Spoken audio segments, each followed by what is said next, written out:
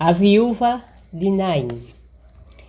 É justamente quando nos sentimos esquecidos ou desprezados que devemos lembrar que Jesus foi ajudar a viúva exatamente em seu momento de maior necessidade, tristeza e angústia. Às vezes, nos altos e baixos da vida, podemos sentir que Deus não está muito atuante em nosso cotidiano. O curso dos acontecimentos parece bem entediante e monótono, sem grandes mudanças. Às vezes é difícil identificar um ponto no qual Deus interveio diretamente em nossas circunstâncias.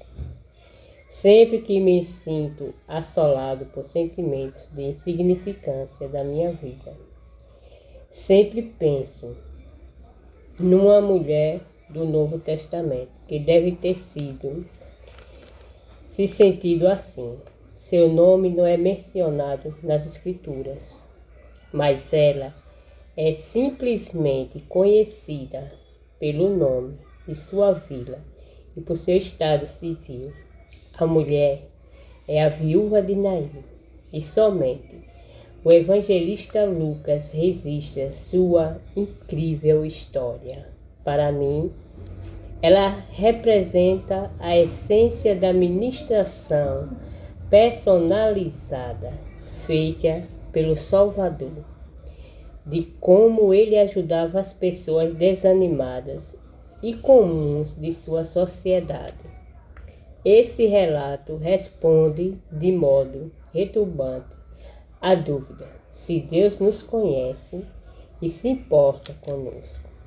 Uma breve sinopse do milagre do capítulo 7 de Lucas mostra Jesus parando uma procissão fúnebre, trazendo milagrosamente um rapaz morto de volta à vida.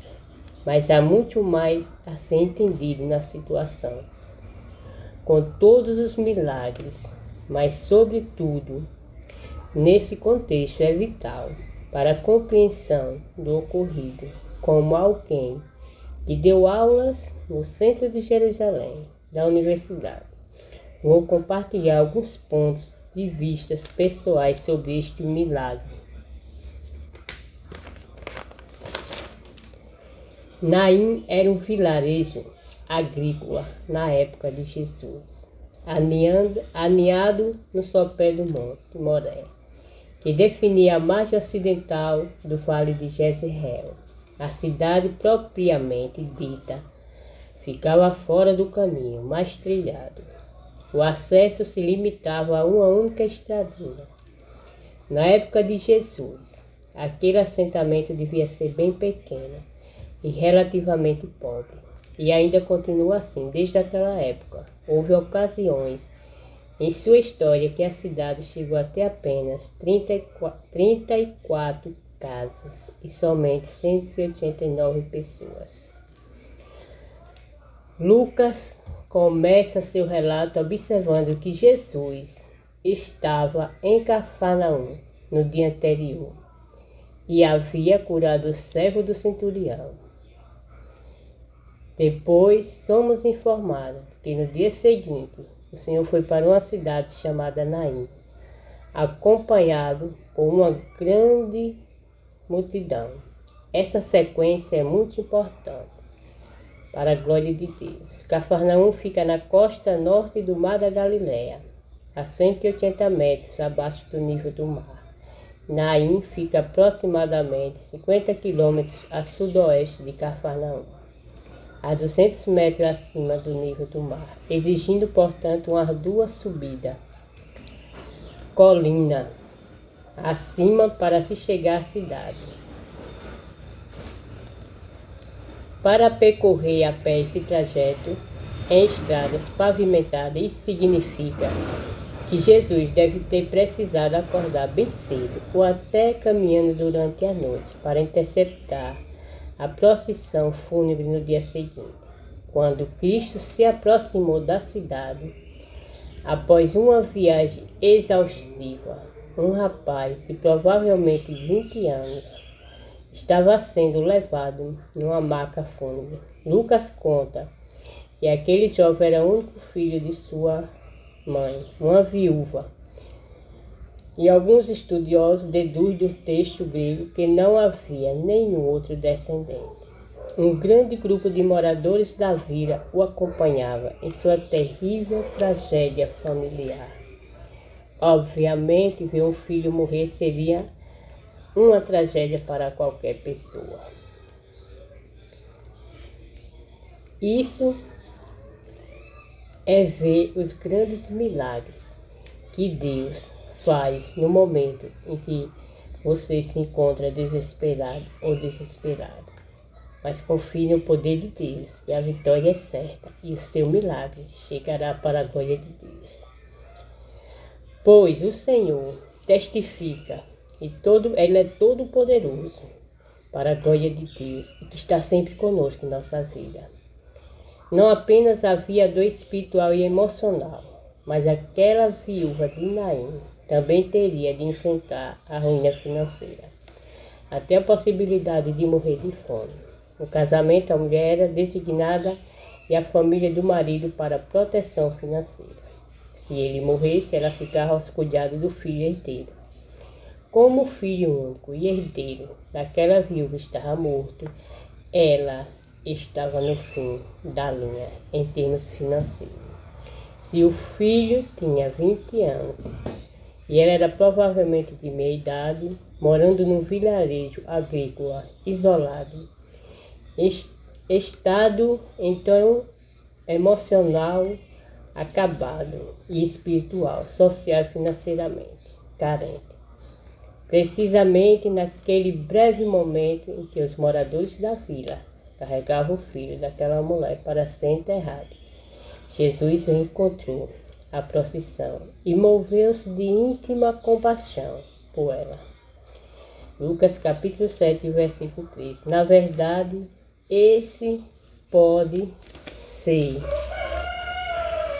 o maior imprecisão no relato de Lucas. Jesus, de alguma forma, sentiu a situação profundamente desesperadora daquela viúva. Pode ser que ela tivesse passado a noite prostrada no chão da terra de sua casa, implorando ao Pai Celestial que lhe desse o motivo de sua situação. Talvez ela tivesse abertamente questionado a razão de ele exigir que ela continuasse vivendo nessa terra. Ou talvez estivesse aterrorizada com a iminente solidão que teria de enfrentar. Não sabemos, mas sabemos que o Salvador decidiu partir imediatamente de Cafarnaum e que exigiu que ele caminhasse ainda de noite para interceptar a procissão fúnebre pouco antes do sepulcro do corpo. Sim, quando ele viu o rosto dela coberto de lágrimas, caminhando atrás da procissão, Jesus sentiu grande compaixão por aquela mulher. Mas parece que sua compaixão decorreu de sentimentos que ele teve muito antes de ter por acaso cruzado o caminho daquele cortejo fúnebre. Ele chegara lá exatamente no momento de necessidade dela. Então Jesus disse à viúva: não chore. Sem temer a impureza ritual, ele tocou o esquivo e todos da procissão pararam. Depois ordenou ao jovem: a ti te digo, levante-se. E o que estava morto assentou-se e começou a falar, e Jesus entregou a sua mão. Naturalmente, a multidão de moradores da vila e os seguidores de Jesus ficaram assombrados quando a dor compartilhada dele se tornou para a alegria de todos e glorificar a Deus, dizendo: um grande profeta se levantou entre nós. Mas aquele milagre também tinha a ver com o resgate de uma alma desesperada. Jesus estava ciente de que havia algo de muito errado com aquela mulher e alguém que era desprezado em sua cultura. A situação dela chamava por sua atenção imediata, mesmo que tivesse de viajar para longe de onde se encontrava. Naquele exato momento, Ele conhecia a situação desesperadora em que ela se encontrava e foi rapidamente até ela, para a glória de Deus. Então, em nome de Jesus, coloque a sua confiança em Deus, nesse Deus poderoso, que Ele está sempre conosco em nossas vidas, na minha vida e na sua vida, para te abençoar, para te curar verdadeiramente, para te libertar, para te ajudar em todos os momentos da sua vida, para a glória de Deus. E Jesus, Ele conhecia aquela viúva pobre, esquecida e carente. É justamente quando nos sentimos esquecidos ou desprezados que devemos lembrar que Jesus foi ajudar a viúva exatamente em seu momento de maior necessidade. E Ele virá nos auxiliar também.